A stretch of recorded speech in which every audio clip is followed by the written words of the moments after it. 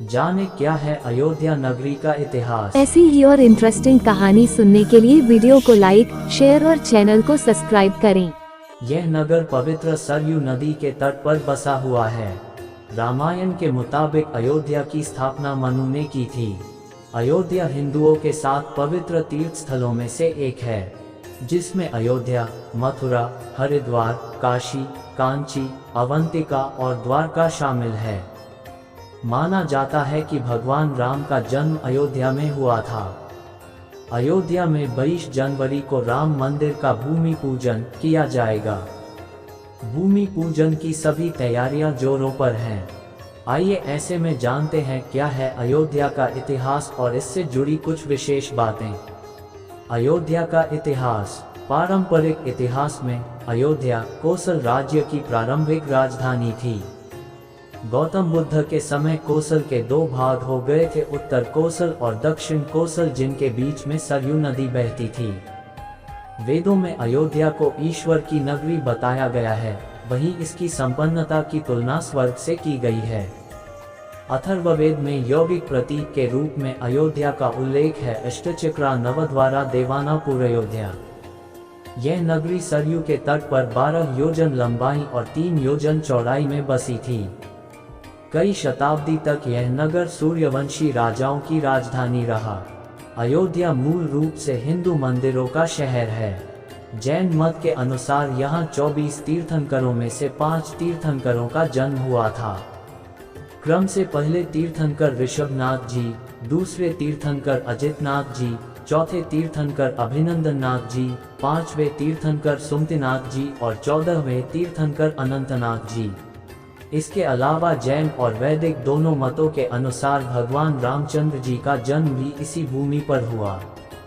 अयोध्या में राम मंदिर बनने और अंतिम बार तोड़े जाने तक का इतिहास। इतिहासकारों के अनुसार कौशल प्रदेश की प्राचीन राजधानी अवध को कालांतर में अयोध्या और बौद्ध काल में साकेत कहा जाने लगा। अयोध्या मूल रूप से मंदिरों का शहर था। हालांकि यहाँ आज भी हिंदू, बौद्ध एवं जैन धर्म से जुड़े मंदिरों के अवशेष देखे जा सकते हैं। जैन मत के अनुसार यहाँ आदिनाथ सहित 5 तीर्थंकरों का जन्म हुआ था। बौद्ध मत के अनुसार यहाँ भगवान बुद्ध ने कुछ माह विहार किया था।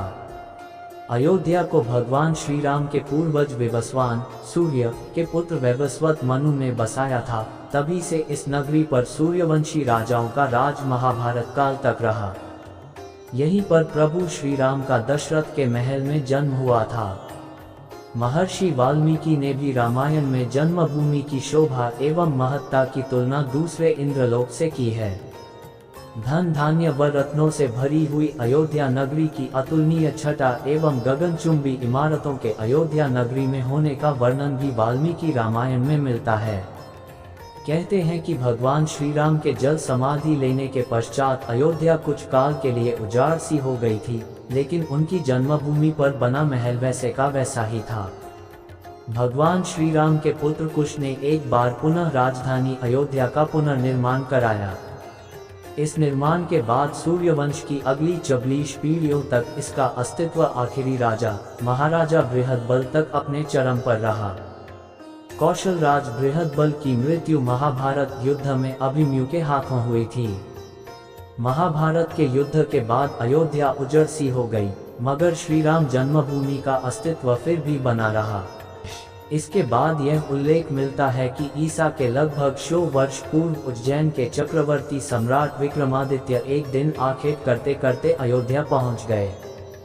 थकान होने के कारण अयोध्या में सरयू नदी के किनारे एक आम के वृक्ष के नीचे वे अपनी सेना सहित आराम करने लगे। उस समय यहाँ घना जंगल हो चला था, कोई बसावट भी यहाँ नहीं थी। महाराज विक्रमादित्य को इस भूमि में कुछ चमत्कार दिखाई देने लगे। तब उन्होंने खोज आरंभ की और पास के योगी व संतों की कृपा से उन्हें ज्ञात हुआ कि ये श्री राम की अवध भूमि है। उन संतों के निर्देश से सम्राट ने यहाँ एक भव्य मंदिर के साथ ही कूप, सरोवर, महल आदि बनवाए। कहते हैं कि उन्होंने श्री राम जन्मभूमि पर काले रंग के कसौटी पत्थर वाले 84 स्तंभों पर विशाल मंदिर का निर्माण करवाया था। इस मंदिर की भव्यता देखते ही बनती थी। विक्रमादित्य के बाद के राजाओं ने समय समय पर इस मंदिर की देखरेख की। उन्हीं में से एक शुंग वंश के प्रथम शासक पुष्यमित्र शुंग ने भी मंदिर का जीर्णोद्धार करवाया था। पुष्यमित्र का एक शिलालेख अयोध्या से प्राप्त हुआ था जिसमें उसे सेनापति कहा गया है तथा उसके द्वारा 2 अश्वमेध यज्ञों के किए जाने का वर्णन है। अनेक अभिलेखों से ज्ञात होता है कि गुप्तवंशीय चंद्रगुप्त द्वितीय के समय और तत्पश्चात काफी समय तक अयोध्या गुप्त साम्राज्य की राजधानी थी। गुप्तकालीन महाकवि कालिदास ने अयोध्या का रघुवंश में कई बार उल्लेख किया है। इतिहासकारों के अनुसार 600 ईसा पूर्व अयोध्या में एक महत्वपूर्ण व्यापार केंद्र था।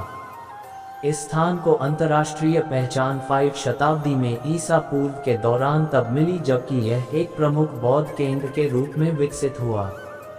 तब इसका नाम साकेत था। कहते हैं कि चीनी भिक्षु फाहियान ने यहाँ देखा कि कई बौद्ध मठों का रिकॉर्ड रखा गया है। यहाँ पर 7वीं शताब्दी में चीनी यात्री हेनत्सांग आया था।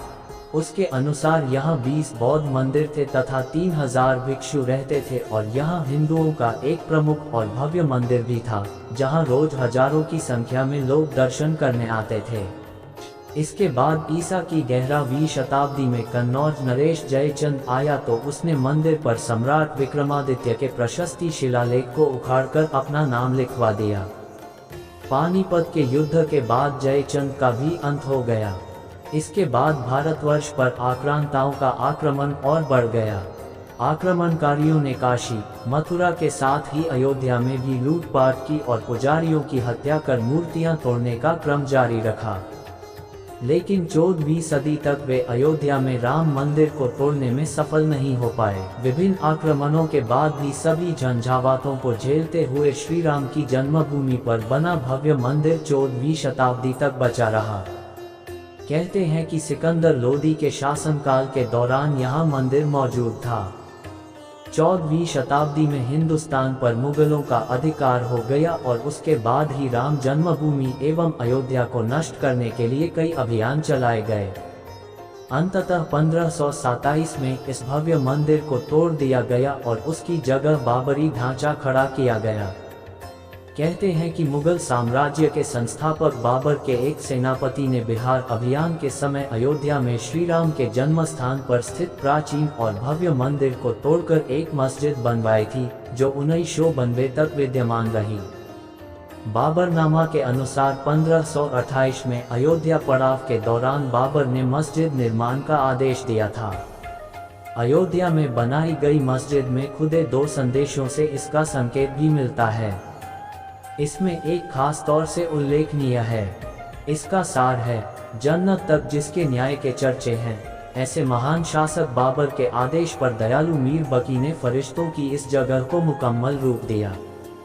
हालांकि यह भी कहा जाता है कि अकबर और जहांगीर के शासनकाल में हिंदुओं को ये भूमि एक चबूतरे के रूप से सौंप दी गई थी, लेकिन क्रूर शासक औरंगजेब ने अपने पूर्वज बाबर के सपने को पूरा करते हुए यहाँ भव्य मस्जिद का निर्माण कर उसका नाम बाबरी मस्जिद रख दिया था।